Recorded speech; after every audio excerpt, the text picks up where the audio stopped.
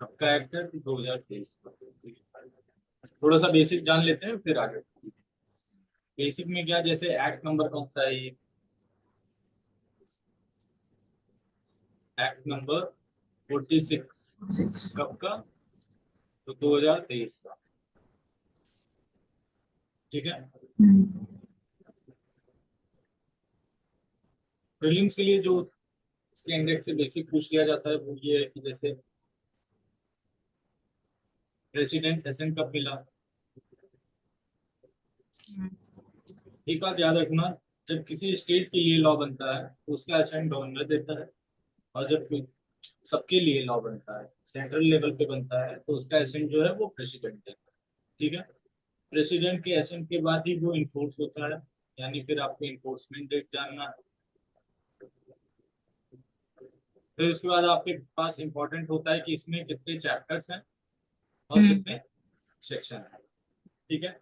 President accent कब मिला, 25 दिसंबर 2023। ठीक है। इन्फोर्समेंट डेट क्या हुआ, 1 जुलाई 2024। टोटल इसमें आपको 39 चैप्टर्स और 531 सेक्शन देखने को मिलेंगे। ठीक है। ये हो गई बेसिक बात। अब सेक्शन 1 से स्टार्ट करते हैं।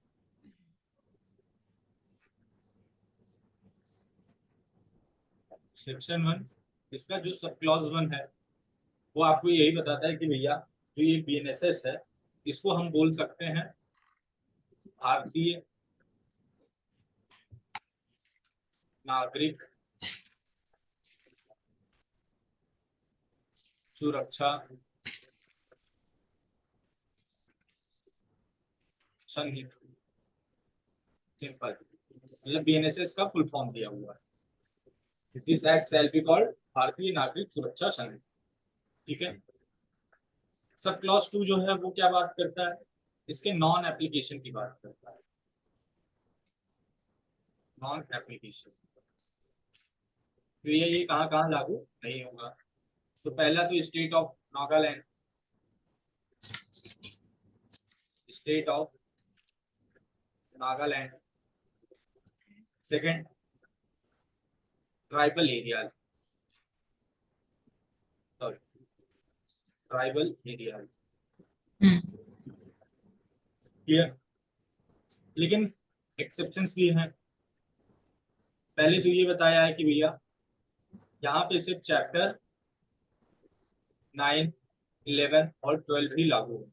लेकिन क्या अगर हमें कोई जरूरत पड़ती है कि बीएनएसएस जो है उसके कुछ और भी चैप्टर यहाँ पे अगर हम अप्लाई करना चाहें या लागू करवाना चाहें तो करवा सकते हैं। तो भैया जरूर करवा सकते हैं, क्योंकि दिया गया है कि स्टेट गवर्नमेंट चाहे तो नोटिफिकेशन के थ्रू कोई भी प्रोविजन जो है वो यहाँ पे लागू करवा सकता है। ठीक है। सिंपल। सब क्लॉज 3 जो है वो कमेंसमेंट की बात करता है। कमेंसमेंट क्या है, जो हमने अभी ऊपर देखा या आपको बताया कि भैया जब कोई लोकल लॉ बनता है, कोई स्टेट के लिए लॉ बनता है, पर्सनल लॉ बनता है, तो उसका अप्रूवल कौन देता है, किसका एसेंट लगता है, तो स्टेट गवर्नमेंट। तो इसका कमेंसमेंट 1 जुलाई 2024 में जो हुआ है वो किसके द्वारा हुआ है, किसके एसेंट के द्वारा हुआ है, सेंट्रल गवर्नमेंट। ठीक है। तो कमेंसमेंट आप पढ़ेंगे तो देगा सेंट्रल गवर्नमेंट में अपॉइंट 1 जुलाई 2024। ठीक है। आगे बढ़े। अब मेन बात पे आते हैं डेफिनेशन पे। डेफिनेशन सबसे पहला ही जो डेफिनेशन है वो इसमें इस बार अमेंड करके ऐड कर दिया गया है, जिसका नाम है ऑडियो वीडियो इलेक्ट्रॉनिक्स। ऐसा तो था नहीं सीसीआरपीसी में कोई ऑडियो वीडियो इलेक्ट्रॉनिक्स का जो भी पर्पज होता था वो अप्लाई नहीं होता था, लेकिन बीएनएसएस में इसको पर्टिकुलरली या ऐसा कह सकते हैं कि मेन स्ट्रीम में लाने के लिए यहाँ पे डिफाइन कर दिया गया। इसको लाने का मेन पर्पज ये था क्योंकि अब चीजें जो हैं वो डिजिटलाइज होती चली जा रही हैं, और डिजिटल होने की वजह से कुछ काम जो है वो आसान हो जाते हैं, जल्दी हो जाते हैं। पेन और पेपर के थ्रू हम सारे काम करते थे पहले, तो उसमें थोड़ा सा लंबा टाइम लग जाता। लेकिन अगर हम इलेक्ट्रॉनिक्स या डिवाइसेस में शिफ्ट होते हैं तो हमारी चीजें जो हैं वो थोड़ी सी जल्दी हो जाती हैं। जैसे कि ऑडियो वीडियो इलेक्ट्रॉनिक्स जो है, मेन पर्पस क्या है कि use of communication, use of communication. अच्छा, ये कम्युनिकेशन किस पर्पस के लिए है? पर्पस ऑफ, किस पर्पस के लिए है? वीडियो रिकॉर्डिंग, पहला video conferencing, video conferencing. Video conferencing का एक सिंपल सा एग्जांपल ये है कि अगर मान लो कोई अक्यूज्ड है, कोई विक्टिम है, और वो कोर्ट में उसको हाजिर नहीं किया जा सकता है किसी भी रीजन से, तो वो चाहे तो वीडियो कॉन्फ्रेंसिंग के थ्रू जो भी उसका केस रहेगा वो कैरी ऑन हो जाए। ठीक है, पहले भी ऐसा होता था, लेकिन इस बार बीएनएसएस में इसको पर्टिकुलरली लिख के बता दिया गया है। Second, recording process of identification. इसका मतलब क्या हुआ? सिंपल सी भाषा में कहें कि भैया जो पहले पुलिस ऑफिसर्स रहते थे, अगर वो कहीं जाते थे किसी चीज को आइडेंटिफाई करने के लिए या एग्जामिन करने के लिए, तो वो कभी कभी कुछ अपने मन से भी नोट डाउन कर देते थे या रिपोर्ट में कुछ और भी लगाते। तो अब बीएनएसएस का कहने का मतलब है कि भैया ऑडियो वीडियो इलेक्ट्रॉनिक्स में अगर आप कुछ एविडेंस या किसी चीज को आप आइडेंटिफाई करने जा रहे हैं तो पहले उसकी रिकॉर्डिंग कर लीजिए। अब वो अलग बात है कि ये कितना यूज में आएगा या कितना इसे फॉलो किया जा सकेगा। ठीक है, सेम ऐसे एक पॉइंट और बताया गया है कि भैया एविडेंस के लिए जो आप सर्च एंड सीजर करते थे, search and seizure of evidence करते थे, अब एविडेंस लेते समय भी आपको वीडियो बना के रखना पड़ेगा या किसी भी तरीके से इलेक्ट्रॉनिक फॉर्म में उसका रिकॉर्ड बना के रखना पड़ेगा कि हम सर्च करने गए तो ये चीजें मिली, हमने ये चीजें सीज की, उसका अब आपको इलेक्ट्रॉनिक फॉर्म में दिखाना पड़ेगा।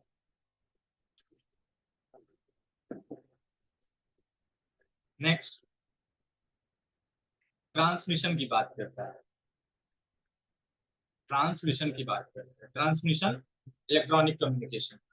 देखो जितनी बात कर रहे हैं हम सब कम्युनिकेशन की बात कर रहे हैं, किस तरीके की कम्युनिकेशन की बात कर रहे हैं? तो इलेक्ट्रॉनिक कम्युनिकेशन की बात कर रहे हैं। ट्रांसमिशन का मतलब क्या हुआ? एग्जाम्पल के तौर पे जैसे किसी को समन भेजना है तो आप समन व्हाट्सएप कर दीजिए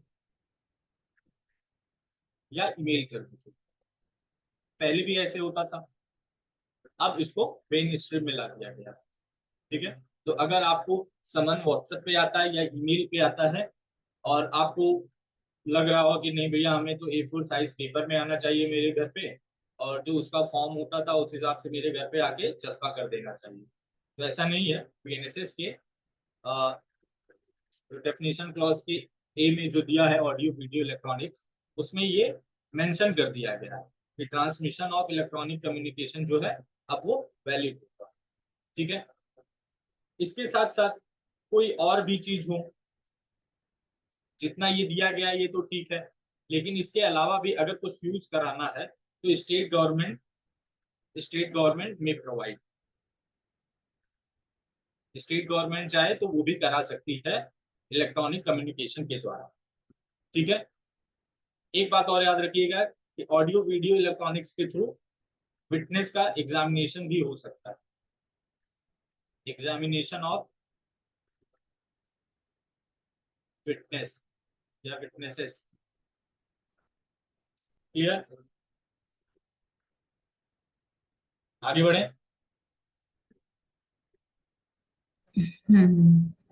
बी, बी क्या बात करता है? बेल। देखिए बेल पहले डिफाइन नहीं किया था, ठीक है, ये अभी आपको डिटेल में पढ़ने को मिलेगा चैप्टर 34। बेल का मतलब क्या होता है? किसी को रिलीज करना, किसी को रिलीज करना। अब किसी में कौन है भैया? ये कौन है किसी? ये हैं आपके अक्यूज्ड। अक्यूज्ड को ही आप रिलीज करोगे, या कोई सस्पेक्टेड है। अक्यूज्ड या सस्पेक्टेड को आप रिलीज करते हो। कहां से रिलीज करते हो? From custody of law. ठीक है, एक बात याद रखिएगा, बेल में कस्टडी ऑफ लॉ से कौन रिलीज कर देता है? बच्चे क्या करते हैं? बाई कोर्ट सिर्फ लगा देते हैं कि भैया बेल जो है वो सिर्फ कोर्ट ही दे सकता है। ऐसा नहीं है, बेल आपको पुलिस ऑफिसर के द्वारा भी मिल जाएगा। ये चीजें हम डिटेल में समझेंगे चैप्टर 35 में। ठीक है, अच्छा, अक्यूज सस्पेक्ट को रिलीज कर दिया गया कस्टडी ऑफ लॉ से, कोर्ट के द्वारा या पुलिस ऑफिसर के द्वारा। लेकिन कोई नियम होगा या ऐसे ही कोई किसी को रिलीज कर सकता है? तो नियम क्या है कि भैया आप इनको बेल बॉन्ड के थ्रू या बॉन्ड के थ्रू रिलीज कर सकते हैं। तो आसान सी भाषा में कहें तो किसी भी अक्यूज्ड या सस्पेक्ट को बेल बॉन्ड या बॉन्ड के द्वारा कस्टडी ऑफ लॉ से रिलीज किया जाता है, कोर्ट के द्वारा या पुलिस ऑफिसर के द्वारा। इन प्रक्रिया को ही हम बेल कहते हैं या बेल समझते हैं। ठीक है, क्लियर? Okay okay. अब इसी में बेल बॉन्ड देख लीजिए, बेल बॉन्ड होता क्या और बॉन्ड क्या आता है।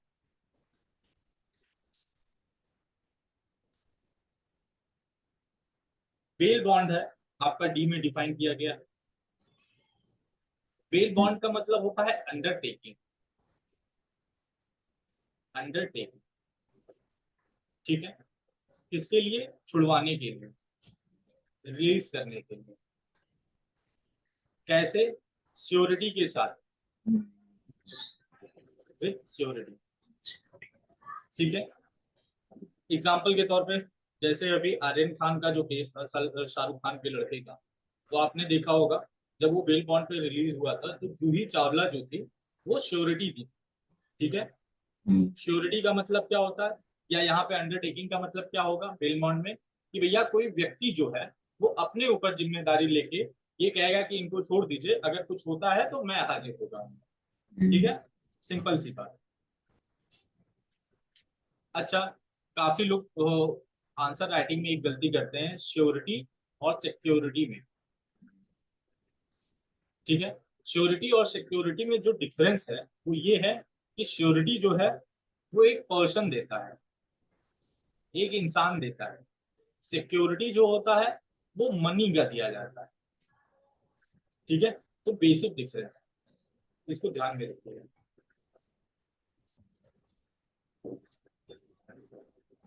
अब बॉन्ड को देख लेते हैं। बॉन्ड आपका ई में डिफाइन किया गया है। बॉन्ड क्या होता है? पर्सनल बॉन्ड होता है पहली बात। पर्सनल बॉन्ड, पर्सनल बॉन्ड का मतलब क्या होता है? भैया आप खुद की जिम्मेदारी पे जा रहे हो। ठीक है, कि हम खुद के जिम्मेदारी जा रहे हैं, हर महीने इस तारीख को आके हम कोर्ट में या थाने पे आके सिग्नेचर कर देंगे कि हम अभी यहीं पे रह रहे हैं, लखनऊ में रह रहे हैं। ठीक है, लखनऊ से बाहर हम कहीं नहीं जा रहे हैं। यानी बॉन्ड का मतलब ही आपका अंडरटेकिंग होता है, खुद से अंडरटेकिंग आप कर रहे हो। ठीक है, किस चीज के लिए? रिलीज के लिए, लेकिन विदाउट श्योरिटी। आपका यहाँ पे कोई श्योरिटी नहीं दे रहा है, आप पर्सनल बॉन्ड पे बाहर हो रहे हो। समझ में आया डिफरेंस बेल बॉन्ड और बॉन्ड का? Okay okay.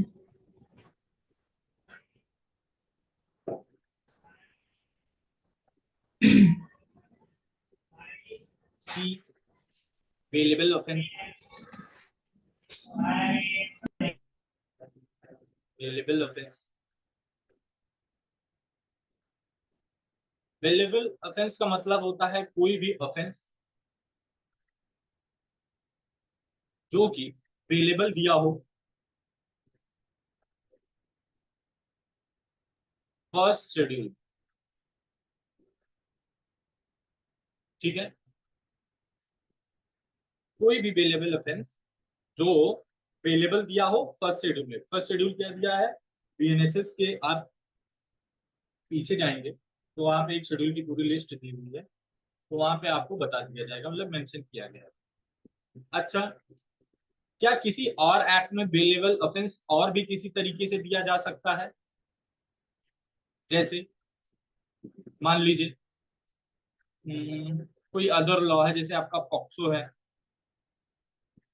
टाडा है, नार्कोटिक्स है, ठीक है, टेररिज्म है। ये सब में क्या होगा, तो इन सब में जो अपना ये डिफाइन किए गए होंगे पनिशमेंट या क्राइटेरिया, वो चीज उस पर लागू होगी। आसान सी भाषा में कहें तो आपको पता होगा कि भैया अदर लॉज या जो स्पेशल लॉज होते हैं वो हमेशा प्रिवेल करता है, मतलब उनकी बात पहले सुनी जाए। ठीक है, अगर आपने कोई ऑफेंस किया, आपका बेलेबल ऑफेंस है, तो वो जाके फर्स्ट शेड्यूल में देखा जाएगा। ठीक है, लेकिन अगर कोई आपने ऐसा ऑफेंस किया है जिसके लिए कोई स्पेशल लॉ बनाया गया या कोई दूसरा लॉ बनाया गया, ठीक है, उसकी पनिशमेंट वगैरह बीएनएसएस में ना दी गई, तो आपका बेलेबल ऑफेंस जो है वो किस क्राइटेरिया में फॉल करेगा, तो उस स्पेशल लॉ के या अन्य लॉ के। Clear? Okay okay okay okay.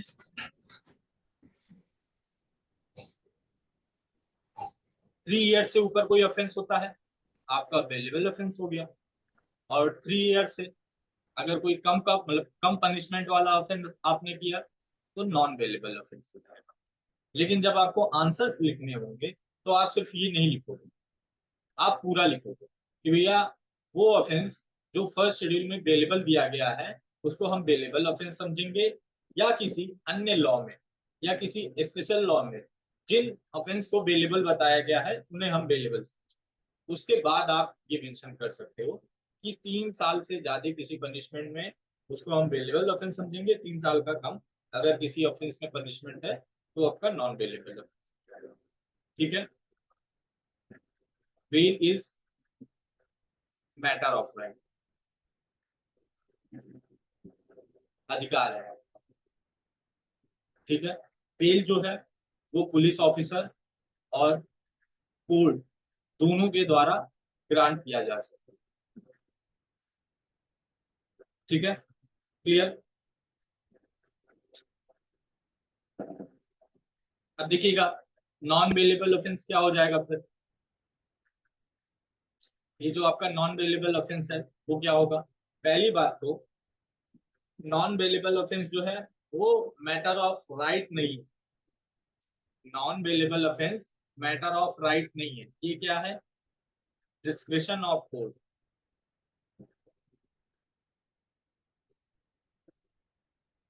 मतलब कोर्ट चाहेगा तो आपको रिलीज कर दे।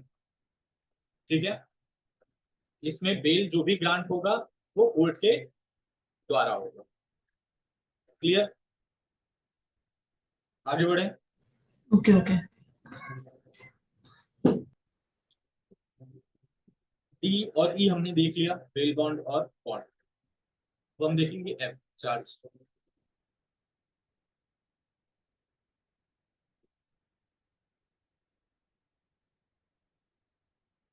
चार्ज का मतलब क्या होता है, आसान सी भाषा में हम समझे कि भैया जब कई सारे चार्ज आपके ऊपर लग जाते हैं तो उसमें से जो सबसे बड़ा चार्ज होता है वही लागू कराया जाता है। जैसे आपने थेफ्ट किया है, रॉबरी की है, फिर मर्डर किया है, आपके ऊपर तीनों के चार्ज लग गए, तो आपको पनिशमेंट किसका मिलेगा, इसमें से सबसे ज्यादा पनिशमेंट जिसका होगा। सपोज अगर थेफ्ट की पनिशमेंट सबसे ज्यादा है तो आपको थेफ्ट के लिए लायबल किया जाएगा। रॉबरी की पनिशमेंट सबसे ज्यादा है तो रॉबरी का चार्ज आपके ऊपर लगेगा। या अगर मर्डर का पनिशमेंट सबसे ज्यादा है तो मर्डर का चार्ज आपके ऊपर लगेगा। Any head of charge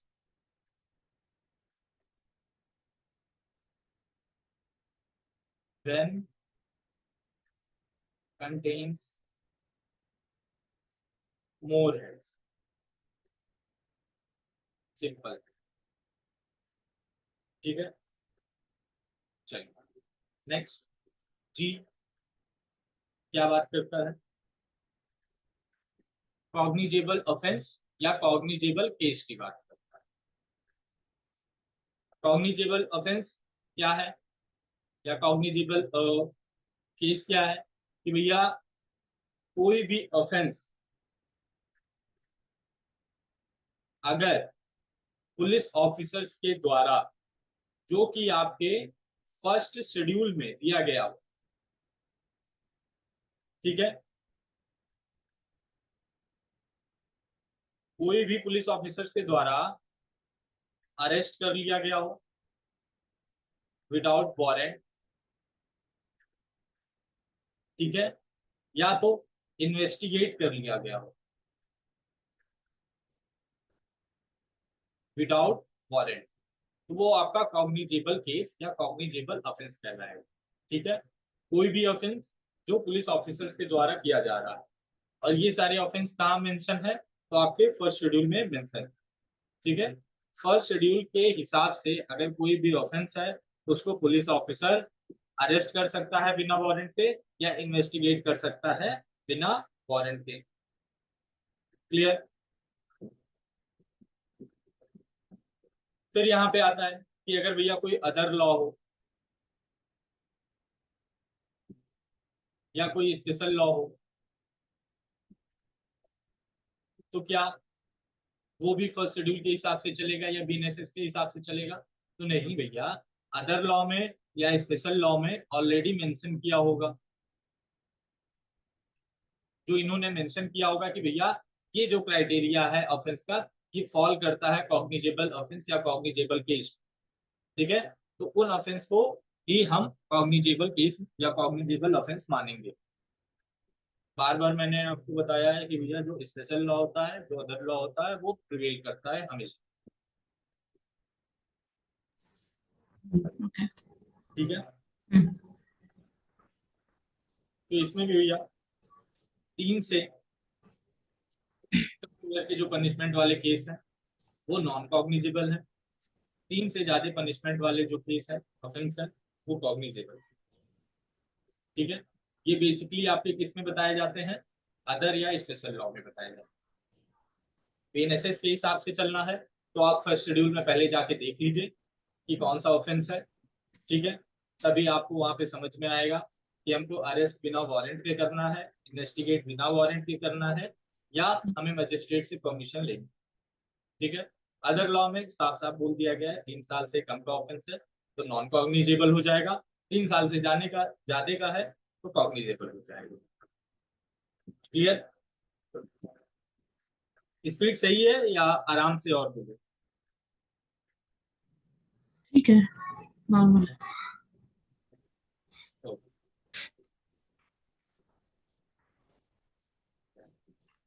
H complaint,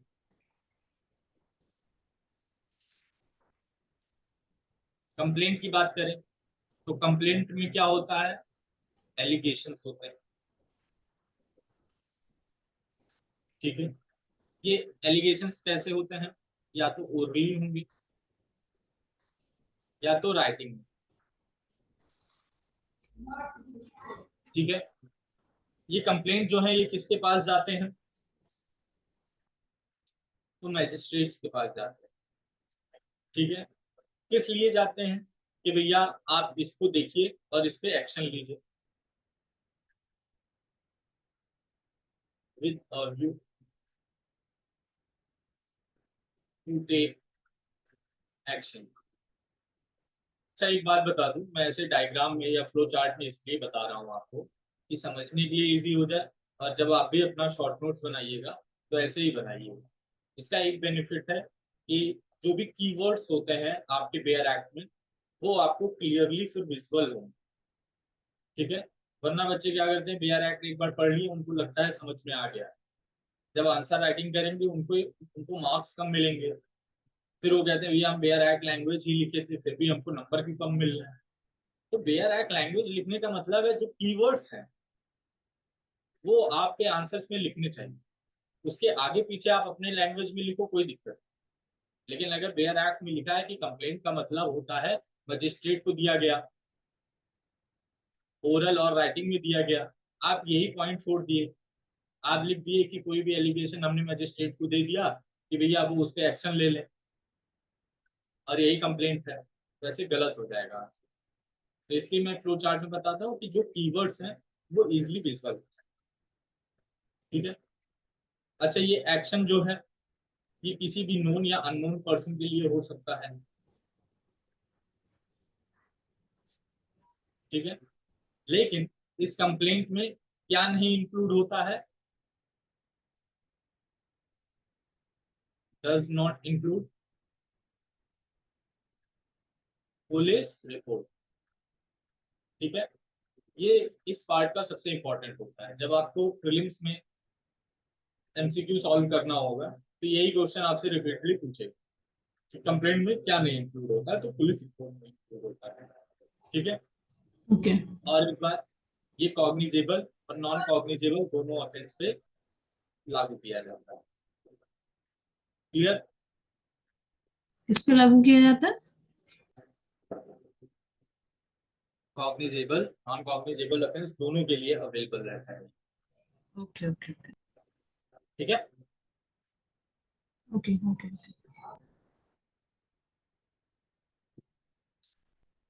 next HI। आई क्या बात करता है, electronic communication. Electronic communication,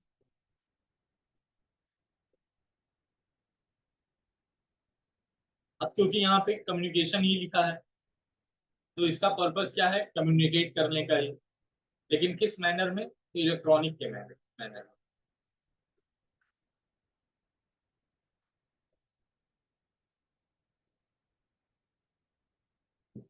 electronic communication का पर्पस क्या है, कम्युनिकेट करने को, कम्युनिकेशन करने को। किस चीज के द्वारा कम्युनिकेट किया जाएगा, तो telephone, mobile phone, computer,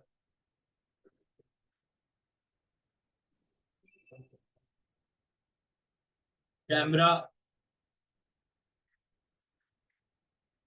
audio video player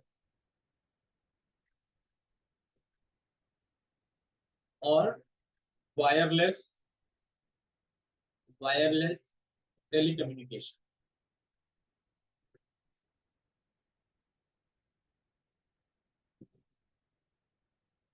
ठीक है, ये सारी चीजें किस फॉर्म में होनी चाहिए या किस फॉर्म में हो सकती है। देखिए हम बात कर रहे हैं कम्युनिकेशन, इलेक्ट्रॉनिक कम्युनिकेशन के बारे में।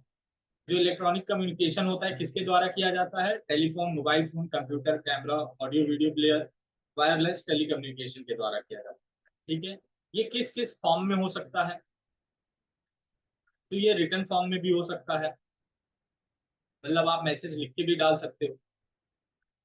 वर्बल फॉर्म में भी हो सकता है, यानी आपने वॉइस नोट भेज दिया। पिक्टोरियल इंफॉर्मेशन भी हो सकता है, आपने स्नैप भेज दिया कि यहाँ पे हैं हम। ठीक है, किसी वीडियो कंटेंट में भी हो सकता है।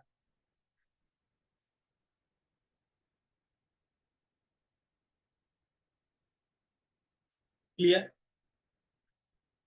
ये सारी चीजें कौन कौन कर सकता है, किसके किसके द्वारा की जा सकती है।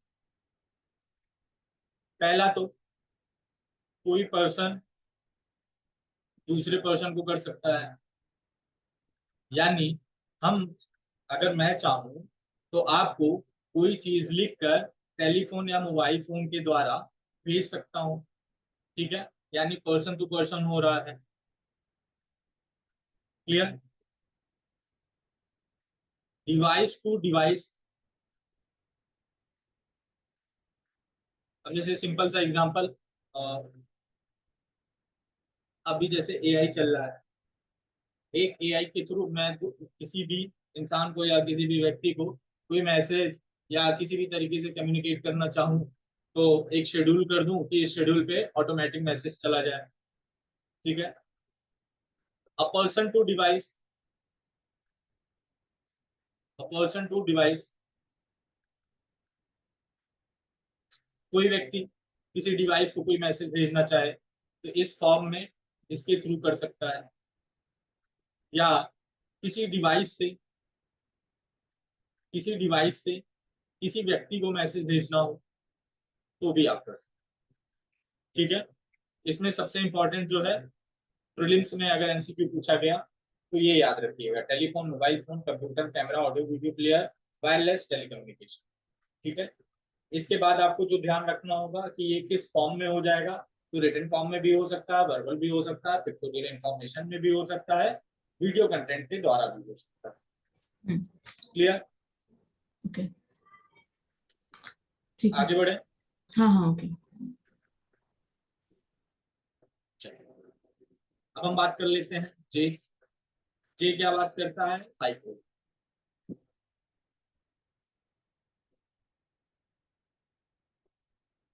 हाई कोर्ट, भैया हाई कोर्ट आप किसको मानेंगे? तो सबसे पहली बात, अगर हम स्टेट के हिसाब से देखें, भैया अगर किसी स्टेट के लिए हाई कोर्ट बनाया गया है तो वो उस स्टेट का क्या होगा? हाई कोर्ट होगा। ये आसान सी बात है, आपको समझ में आ रहा है।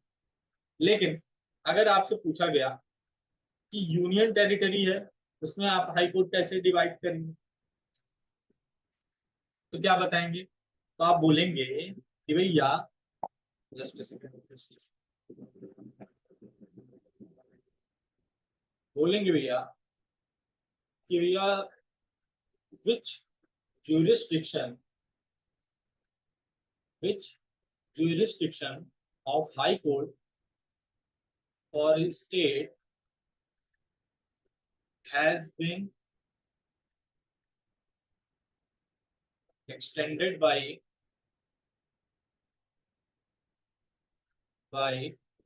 law। ठीक है। तो वो उस यूनियन टेरिटरी का हाई कोर्ट होता है।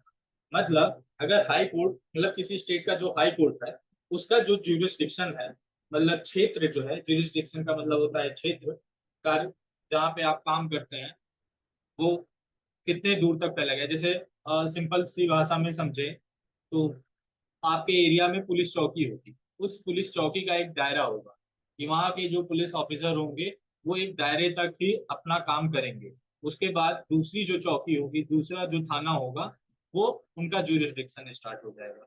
सेम ऐसे ही हाई कोर्ट के लिए, मतलब कोई स्टेट है, उसके जो हाई कोर्ट का ज्यूरिस्डिक्शन किसी और स्टेट तक या यूनियन टेरिटरी टेरिटरी तक एक्सटेंड किया गया है, तो वो जो हाई कोर्ट स्टेट का है, वही हाई कोर्ट उस यूनियन टेरिटरी का भी माना जाएगा। ठीक है। जैसे पंजाब हरियाणा का चंडीगढ़, अंडमान निकोबार कलकत्ता। हम्म। ठीक है। हम्म। In any other union territory, इसके लिए क्या होगा? तो भैया पहले मैं इसको बता देता हूँ। देखिए, कोई और यूनियन टेरिटरी है तो उसके लिए क्या होगा, वहां का हाई कोर्ट क्या होगा? तो भैया उस एरिया में जो क्रिमिनल अपील में सबसे हाईएस्ट कोर्ट हो, ध्यान से सुनिएगा, उस एरिया में, उस क्षेत्र में जो क्रिमिनल अपील में हाईएस्ट कोर्ट होगा, वही वहां का हाई कोर्ट माना जाएगा। लिख देता हूं, highest court of criminal appeal for that area और टेरिटरी, टेरिटरी,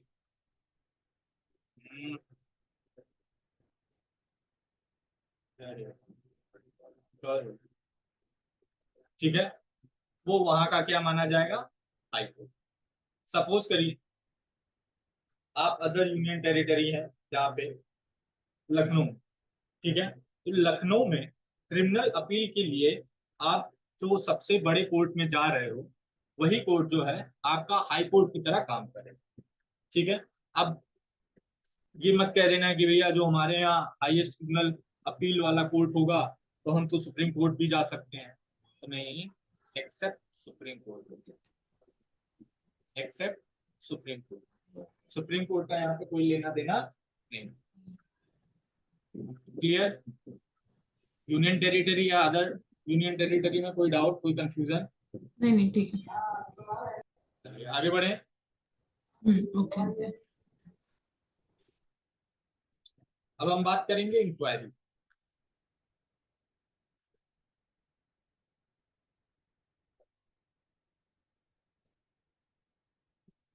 इंक्वायरी,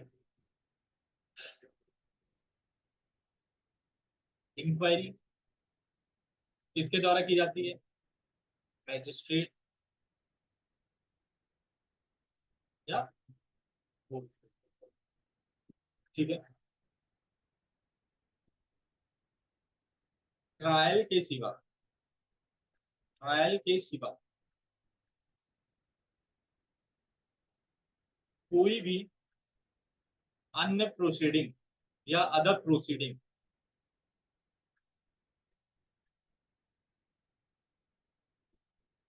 जो भी कंडक्ट हो रही है वो आपका क्या कहलाएगी? इंक्वायरी, ठीक है। एक्सेप्ट ट्रायल, एक्सेप्ट ट्रायल जो भी प्रोसीडिंग हो रही है वो आपकी इंक्वायरी कहलाएगी, ठीक है। बेसिकली ये इंक्वायरी कब स्टार्ट होती है? तो चार्ज फ्रेम करने के बाद, चार्ज फ्रेम के बाद। क्लियर? इंक्वायरी में कोई दिक्कत? नहीं नहीं नहीं ऑल गुड। इन्वेस्टिगेशन,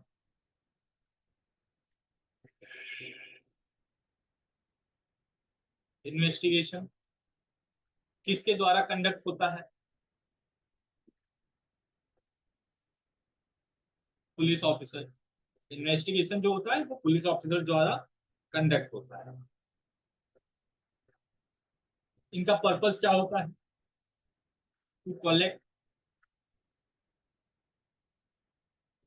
या टू कलेक्शन ऑफ एविडेंसेस। यार कितना गलत लिखा हुआ है, मतलब साक्ष्य, एविडेंस को कलेक्ट करना ही इन्वेस्टिगेशन कहा जाता है। और ये जो इन्वेस्टिगेशन होता है ये पुलिस ऑफिसर के द्वारा ही कंडक्ट किया जाता है, ठीक है। लेकिन अगर मजिस्ट्रेट चाहे तो, मजिस्ट्रेट चाहे तो किसी भी व्यक्ति को, किसी भी व्यक्ति को अपॉइंट कर सकता है इन्वेस्टिगेशन करने के लिए, ठीक है। Any other person can be authorised, authorised bye magistrate. लेकिन ध्यान रहे ये जो मजिस्ट्रेट साहब हैं ये खुद इन्वेस्टिगेशन नहीं कर सकते, ठीक है। Clear? Okay okay. M judicial proceeding, judicial proceeding, judicial proceeding क्या है? वो हर तरीके की प्रोसीडिंग जिसमें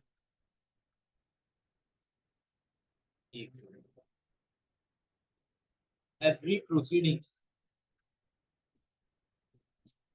जिसमें ओथ में आपका,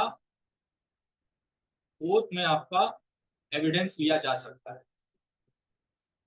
मतलब जो आपका एविडेंस है अगर ओथ के फॉर्म में लिया जा रहा है तो वो एक तरीके का आपका जुडिशियल प्रोसीडिंग कहलाया जाएगा, ठीक है। समझ में आया? जुडिशियल प्रोसीडिंग हर वो प्रोसीडिंग कहलाता है जिसमें ओथ में यानी शपथ में आपके एविडेंसेस लिए जा सकते हैं। ओके बेसिकली ये कब होता है? ट्रायल और इंक्वायरी के दौरान। ट्रायल और इंक्वायरी के दौरान एविडेंसेस लिए जाते हैं। ठीक है, समझ में आया judicial proceeding? Okay okay okay. हाँ, बस यही आपको ध्यान में रखना है। ओथ में एविडेंस लिया जा रहा है, जुडिशियल हाँ प्रोसीडिंग। हर वो प्रोसीडिंग जिसमें ओथ में एविडेंस लिया जा रहा है वो जुडिशियल। ठीक है।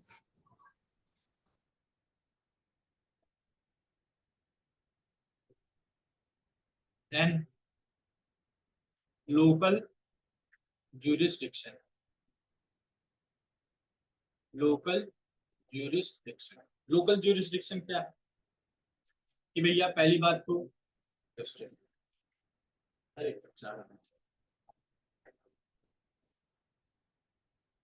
कोर्ट या मजिस्ट्रेट जहां तक अपने पावर को जहां तक अपने पावर को यूज कर सके वो उनका लोकल ज्यूरिसडिक्शन हो। ठीक है, जैसे हमारा लोकल ज्यूरिसडिक्शन क्या है? हम अपने घर में अपने मेन गेट तक ही जो भी करना होगा कर सकते हैं। उसके बाद हम कोई न्यूसेंस या किसी भी तरीके का कोई चीज कर नहीं पाएंगे। हमारा दायरा क्या है? हमारे मेन गेट तक।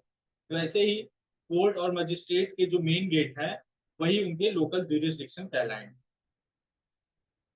जहां तक वो अपना पावर एक्सटेंड कर सके वो उनका लोकल ज्यूरिसडिक्शन है।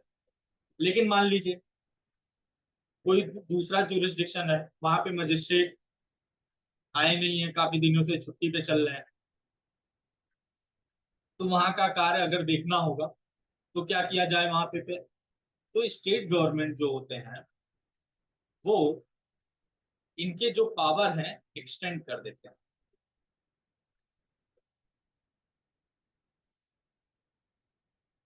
In any part of state. तो इनका जो लोकल ज्यूरिसडिक्शन होगा वो क्या हो जाएगा? एक्सटेंड हो जाएगा इस स्टेट के पार्ट तक।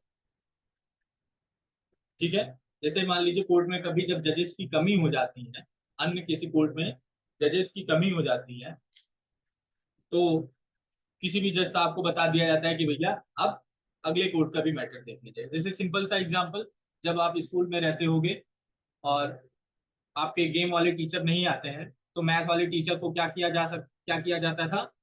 एक्स्ट्रा क्लास दे दिया जाता था। पहले मैथ वाले टीचर गेम वाले पीरियड में नहीं आते। ठीक है, क्योंकि आपके गेम के टीचर आए हुए थे। अब आपके गेम के टीचर नहीं आए हैं तो मतलब वो क्लास आपकी खाली पड़ी हुई है। तो जो मैथ वाले टीचर हैं उनको आपके क्लास में भेज दिया जाता था। तो यही जो मैथ वाले टीचर ने आपके क्लास में आके एक्स्ट्रा टाइम दिया है, तो मतलब इनका जो लोकल ज्यूरिसडिक्शन था वो एक्सटेंड कर दिया गया था। स्टेट गवर्नमेंट मान लीजिए प्रिंसिपल या कोऑर्डिनेटर, उन्होंने क्या किया? गेम वाले टीचर का पीरियड भी उनको दे दिया। सेम ऐसे कोई जज है दूसरे कोर्ट में, जज साहब अब्सेंट है, तो वो भी कार्यभार इनको संभाल दिया गया, इनका पावर वहां तक एक्सटेंड कर दिया गया। तो सिंपल सी भाषा में यही। आई होप आपको समझ में आया हो। ठीक है, वो नॉन कॉग्निजेबल पहले ही हमने देख लिया। नॉन कॉग्निजेबल मतलब पुलिस ऑफिसर को कोई अथॉरिटी नहीं होती है कि आप बिना वारंट के अरेस्ट कर लें या बिना वारंट के आप इन्वेस्टिगेट कर लें। इसको 174 में हम लोग डिटेल में देखेंगे। पी क्या बात करता है? नोटिफिकेशन की। नोटिफिकेशन बहुत ही प्यारा शब्द है आजकल आपके लिए। अभी आप लोग परेशान हो, नोटिफिकेशन नहीं आ रहा है, नोटिफिकेशन नहीं आ रहा है, स्टे लग जा रहा है, सुप्रीम कोर्ट का जजमेंट नहीं आ रहा है, इन्हीं सारी चीजों में पैनिक हो रहे हो। नोटिफिकेशन आ जाएगा अभी, मतलब लोक सेवा आयोग के साइट पे प्रॉपर लिख के जो चीजें आएंगी वही आपकी नोटिफिकेशन कहलाएंगी। ठीक है, अभी न्यूज़पेपर के कटिंग में जो चीजें निकल रही हैं कि यूपी जुडिशरी में इतनी सीटें आएंगी, बिहार एपीओ में इतनी सीटें आएंगी, तो ये जो पेपर्स के में कटिंग में आ रहे हैं, ये आपका नोटिफिकेशन नहीं, ये एडवर्टीजमेंट हो सकता है या न्यूज हो सकता है, लेकिन नोटिफिकेशन नहीं। नोटिफिकेशन क्या होगा? जिस दिन लोक सेवा आयोग के साइट पे आएगा, यानी ऑफिशियल गैजेट के रूप में आएगा, तब आप मानोगे कि हाँ, यूपी जुडिशरी की वैकेंसी आ गई है, इसमें इतनी सीटें हैं, प्रीलिम्स के ये डेट्स होंगे और इसमें ये सिलेबस। जब तक ऑफिशियल गैजेट ना आए, कोई चीज नोटिफिकेशन नहीं कहलाती। ठीक है, तो बीएनएसएस में भी यही आप समझिए, नोटिफिकेशन का मतलब क्या होता है? जब ऑफिशियली किसी चीज को डिक्लेयर किया जाए या अनाउंस किया जाए, तो वो आपका नोटिफिकेशन। क्लियर?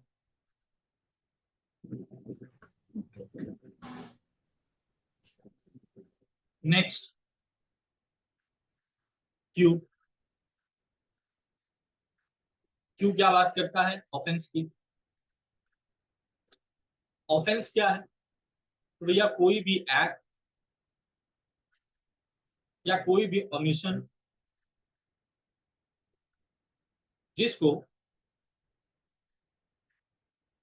जिसको किसी भी लॉ में या किसी भी लॉ के द्वारा पनिशेबल बताया गया है, वो आपका ऑफेंस। किसी भी लॉ में, लोकल लॉ में, स्पेशल लॉ में, अदर लॉ में, या बीएनएसएस में या बीएनएस में, किसी भी लॉ में अगर बताया गया है कि भैया अगर आप ये कार्य करोगे या आपसे ये कार्य होगा, तो ये पनिशेबल एक्ट होगा, यानी वो कार्य आपका ऑफेंस कहलाएगा। ठीक है, क्लियर? एक बात और याद रखिएगा ध्यान से, इसमें ध्यान देने वाली क्या बात है? Any law. क्यों? जब आप बीएनएस पढ़ोगे, बीएनएस पढ़ोगे, तो बीएनएस में लिखा है in any Samhita, in any संहिता, यानी मतलब भारतीय नागरिक सुरक्षा संहिता में, या भारतीय नागरिक सुरक्षा नागरिक भारत बीएनएस का फुल फॉर्म क्या होगा? भारतीय न्याय सुरक्षा संहिता में कोई भी ऑफेंस पनिशेबल है या कोई भी एक्ट ओमिशन ओमिशन पनिशेबल है, तो वो आपका ऑफेंस कहलाएगा। लेकिन जब आप यहाँ पे बीएनएसएस पढ़ रहे हैं, तो यहाँ पे क्या दिया है? In any law. ठीक है, तो दोनों का डिफरेंस ध्यान से देखिए। भारतीय न्याय संहिता क्या कहता है कि भैया किसी भी संहिता में अगर कोई एक्ट या ओमिशन पनिशेबल है, तो वो ऑफेंस कहलाए। लेकिन बीएनएसएस क्या कहता है कि किसी भी लॉ में, किसी भी लॉ का मतलब आपका अदर लॉ हो गया, स्पेशल लॉ हो गया, या कोई लोकल लॉ हो गया, कोई भी लॉ हो गया, अगर उसमें कोई भी एक्ट या ओमिशन पनिशेबल दिखाया गया है, तो वो ऑफेंस। तो ये दोनों का डिफरेंस है, थोड़ा सा ध्यान दीजिए। ठीक है, क्लियर? आगे बढ़े। Okay okay okay. यहां तक समझ में आया? हाँ। ओके,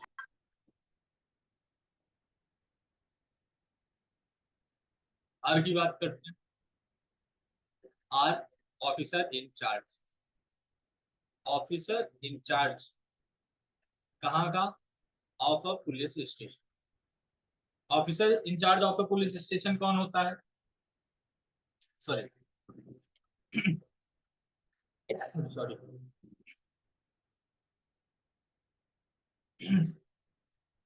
देखिए, इसमें ये बताया गया है कि भैया पुलिस स्टेशन का जो मुखिया है, यानी ऑफिसर इंचार्ज है, अगर वो अब्सेंट हो गया है, इफ एब्सेंट,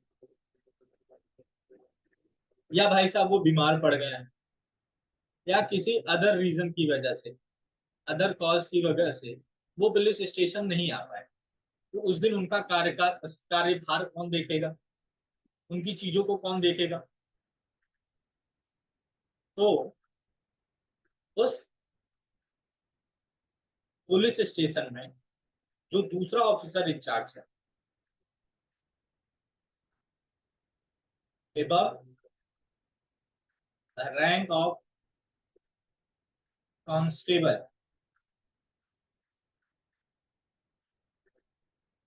आसान सी भाषा में समझ लेते हैं।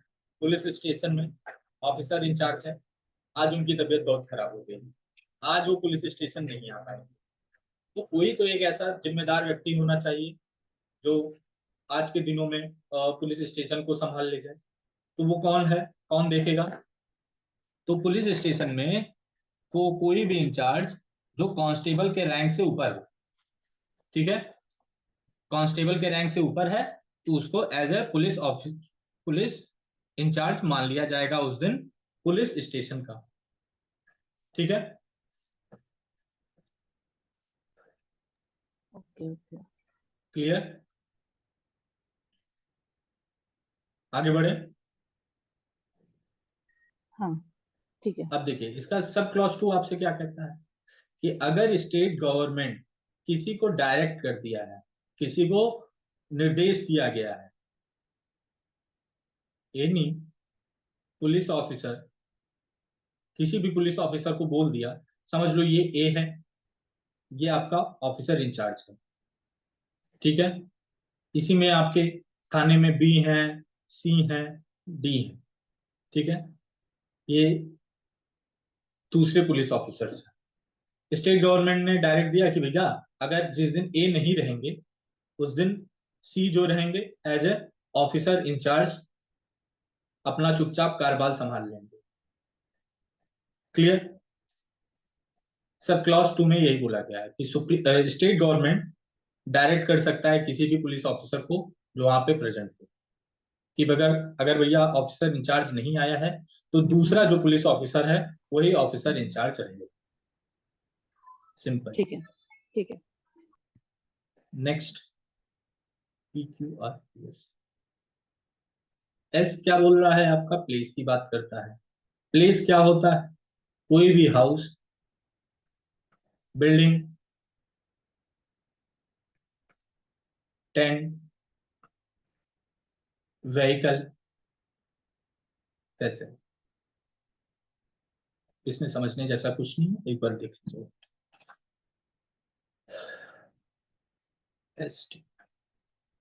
पुलिस रिपोर्ट, पुलिस रिपोर्ट जिसको आप चालान या चार्जशीट से, ठीक है। पहले हम लोग इसको कहाँ पे देखते थे? 173 में देखते थे। अब कहाँ डिटेल में देखते हैं? तो अंडर सेक्शन 193 सब क्लॉज 3 में अभी आगे हम लोग इसको देखेंगे। आसान सी भाषा में पुलिस रिपोर्ट क्या होता है कि भैया मजिस्ट्रेट को जो भी रिपोर्ट पुलिस ऑफिसर्स के द्वारा फॉरवर्ड की जाती है वो रिपोर्ट पुलिस रिपोर्ट कहलाती है। Simple. Under section 193 sub clause 3 में मजिस्ट्रेट को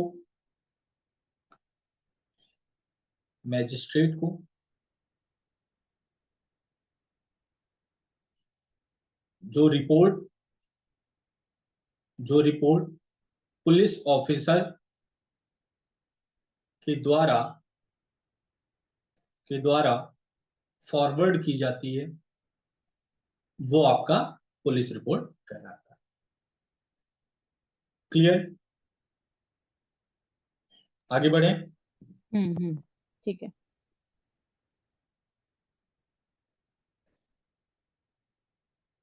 police station, police station, police station क्या है कि भैया कोई भी पोस्ट, कोई भी प्लेस अगर उसको डिक्लेयर कर दिया गया है, ठीक है। अच्छा ये डिक्लेयर करता कौन है? तो स्टेट गवर्नमेंट। अगर स्टेट गवर्नमेंट किसी जगह किसी स्थान को बोल दिया कि आज से ये पुलिस स्टेशन है तो ये पुलिस स्टेशन हो जाएगा, ठीक है। अच्छा इसी पुलिस स्टेशन का कुछ दायरा होगा यानी लोकल एरिया होगा, कि ये कहाँ तक कार्यभार अपना संभालेंगे। उसके बाद दूसरा पुलिस स्टेशन देखेगा, तो सेम इसको स्पेसिफाई करेंगे state government.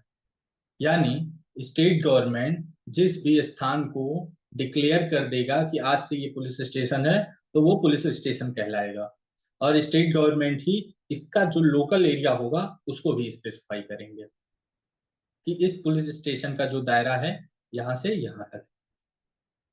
Simple. Next V, public prosecutor. Public prosecutor, public prosecutor कौन होते हैं? कोई भी इंसान हो सकता है, any person, any person who appointed under section 80, ठीक है, उसको हम पब्लिक प्रोसिक्यूटर कहते हैं। या तो कोई पब्लिक प्रोसिक्यूटर है, मतलब समझ ये सब क्लॉज 1 है और 2, सब क्लॉज 2 में बताया गया है कि भैया अगर कोई पब्लिक प्रोसिक्यूटर है, उसके अंडर कोई व्यक्ति या उसके डायरेक्शन में कोई व्यक्ति कार्य कर रहा है, तो वो भी पब्लिक प्रोसिक्यूटर कहलाएगा। It means any person acting under the direction of public prosecutor. पहला तो बताया गया कोई भी व्यक्ति अगर उसको अंडर सेक्शन 18 के अंदर अपॉइंट कर लिया गया तो वो पब्लिक प्रोसिक्यूटर कहलाएगा। दूसरा बताया गया है कोई भी व्यक्ति अगर पब्लिक प्रोसिक्यूटर के अंडर या उसके डायरेक्शन में कोई कार्य कर रहा है तो उसको भी पब्लिक प्रोसिक्यूटर समझेंगे। ठीक है, समझ में आया? हाँ हाँ ठीक है। डब्ल्यू क्या कहता है? Sub division. सब डिवीजन किसका होता है? डिस्ट्रिक्ट का होता है। सिंपल, कुछ जानना नहीं है। सब डिवीजन किसका होता है? डिस्ट्रिक्ट का होता है।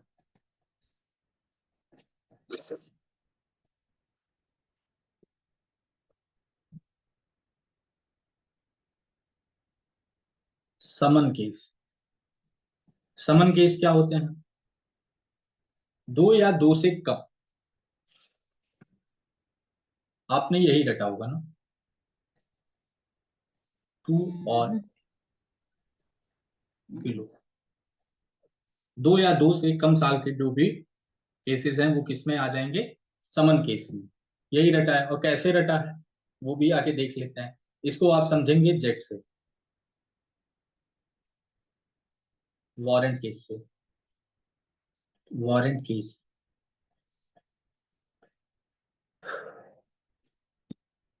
वारंट केस को सिर्फ ये मत समझिए कि 2 या 2 से अधिक साल के जो पनिशमेंट हो जाएंगे उनको आप वारंट केस के अंदर ले लेंगे। तो इसको थोड़ा डिटेल में देखिए कि वारंट केस वो केस है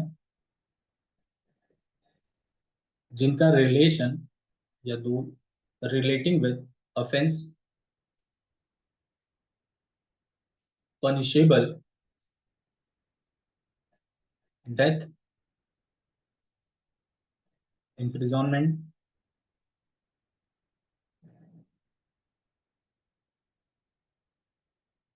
for life or imprisonment for term exceeding 2 years। ठीक है, तो कभी भी वारंट केस को, क्योंकि आप लोग लॉ स्टूडेंट है तो ऐसा मत बोलिएगा 2 साल से अधिक की सजा वालों को हम वारंट केस कर देंगे। पूरा बताइए, डेथ या आजीवन कारावास या तो फिर वो 2 साल के ऑफेंसेस वारंट केस कहलाएंगे। और फिर ऑब्वियस सी बात है जो 2 साल से कम का हो जाएगा वो आपका समन केस कहलाएगा। क्लियर? लास्ट देख लीजिए डेफिनेशन क्लॉज का, विक्टिम। मैं विक्टिम बताऊंगा, आपको बताना होगा कि इसमें एडिशनल क्या ऐड किया गया है जो सीआरपीसी में नहीं। विक्टिम, विक्टिम कौन है? एक व्यक्ति, एक व्यक्ति जो किसी ने, जो कोई लॉस सफर किया हो, सफर एनी लॉस, ठीक है, या उसको इंजरी हुई हो, ठीक है, या तो उसने, अब जैसे एक्सीडेंट हो गया तो या तो उसकी गाड़ी टूटी है या तो उसका हाथ पैर टूटा है, किसके द्वारा या किस वजह से, सॉरी किस वजह से होगा, तो by reason of accused act और ओमिशन।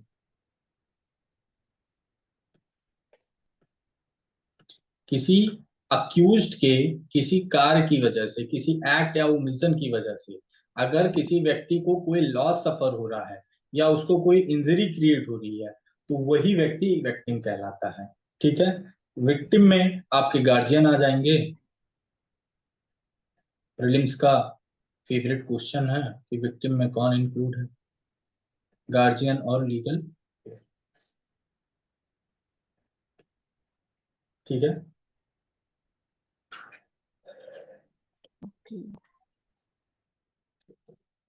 यहाँ तक क्लियर? ओके। चलिए यहाँ तक एक बार रिवीजन कर लीजिएगा और इससे रिलेटेड अभी मैं क्वेश्चंस आपको दे दूंगा तो आप उस पर आंसर राइटिंग कर लीजिएगा। शॉर्ट नोट्स आपका बन ही गया है, आंसर राइटिंग कर लेंगे तो पूरा सब बराबर हो जाएगा, बढ़िया हो जाएगा। इसके बाद हम लोग सेक्शन 3 से स्टार्ट करेंगे, एक साथ अभी सब पढ़ लेंगे ना तो बहुत ज्यादा हौच पौच हो जाएगा।